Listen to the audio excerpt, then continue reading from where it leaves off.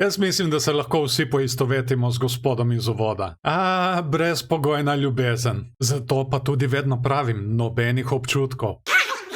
Prisežem, če bom kdaj imel psa, sploh takega, mu dam ime Kripto. Lep pozdrav, z vami sem Explicit in torej nejasna situacija na trgu, le kaj se dogaja. Ampak preden se potopimo v grafe, na prejšnjem posnetku tehnične analize sem prejel zelo dober komentar glede FOMO, Fear of Missing Out. Gospod mi je namreč napisal, da sem prezgodaj klical FOMO, saj trenutno o kriptu ne govori toliko ljudi in tudi prejšnjega vrha ni dosegel. Nažalost je gospod malo zatem svoj komentar zbrisal, sklepam, ker jaz drugače ne brišem komentarjev, razen če je spam, kar je škoda, ker je bil zelo legitimen komentar. Zato bom še enkrat odgovoril tukaj. FOMO, Fear of Missing Out, je le občutek. Ta občutek ima lahko tudi le en sam posameznik, ki spremlja grafe in misli, da zamuja priložnost. Ampak ja, ponavadi se nanaša na večinsko razmišljanje, pa ni važno, koliko ljudi je v tem, ali jih je 10 ali pa je cel svet. In isto, ampak v nasprotni smeri velja za FAD. Kar sem hotel pokazati z uvodom prejšnjega videa, je, da ti občutki lahko zameglijo naš razum, kar lahko privede do napačnih odločitev. In ni važno kdaj, tudi če imamo medvedji cikel, se lahko še vedno pojavi FOMO. Sledilo je tudi vprašanje, če mislim, da je ta bull run fake out, in vse, kar trenutno lahko rečem, je, da si ne upam špekulirati, ampak nismo pa še izven nevarnosti. Je namreč tudi vedno več bullish znakov. Ok, zdaj, ko smo to razjasnili, se pa dajmo kar potopiti v grafe.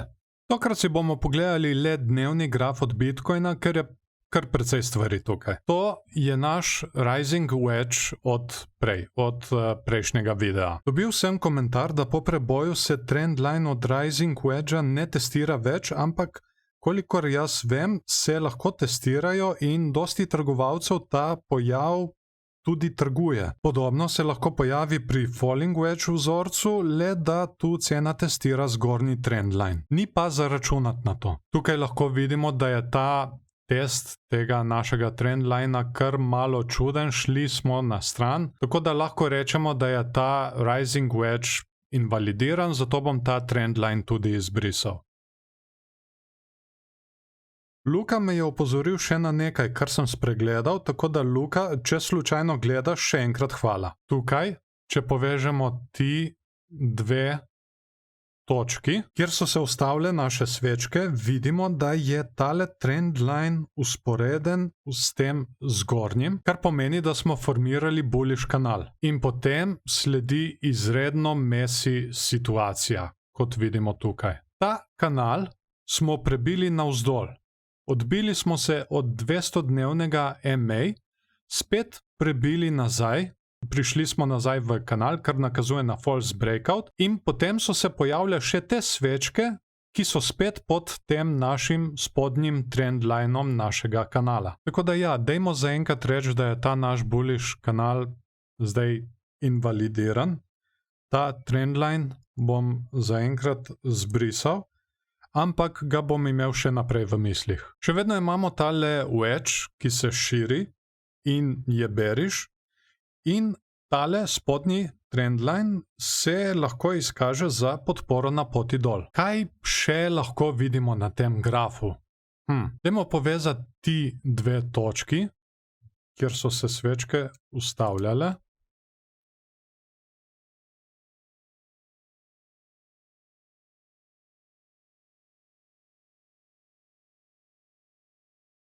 Tako.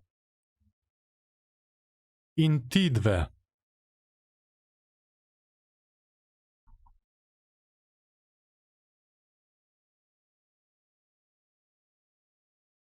In kaj se nam prikaže? Spet Rising Wedge, oziroma naraščajoči klin. Morda je še malce prezgodaj za sklepati, ampak formira se. Glede na zgornji trendline vidimo, da lahko še vedno dosežemo 51-52 tisoč. Spodnji meji se nista nič spremenili, še vedno sta 40 tisoč in pa 37 tisoč. Pri RSI-ju imamo tudi kar zanimivo dogajanje. Če na primer povežemo ti dve točki s trendlineom, in ga potegnemo naprej.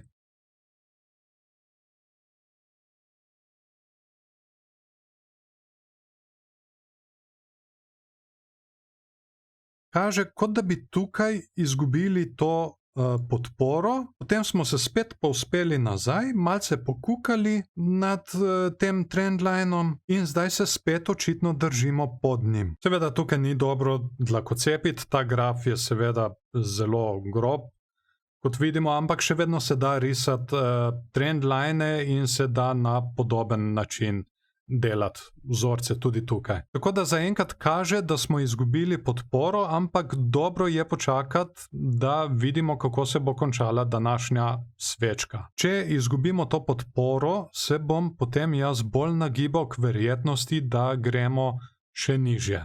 Tako pri RSI kot cenovno. Zaenkrat se ta današnja svečka še lepo drži tegale trendlina, tako da dajmo počakati in bomo videli v kratkem, če bomo prebili to navzdol ali če se bomo odbili in morda obiskali še zgornji trendline.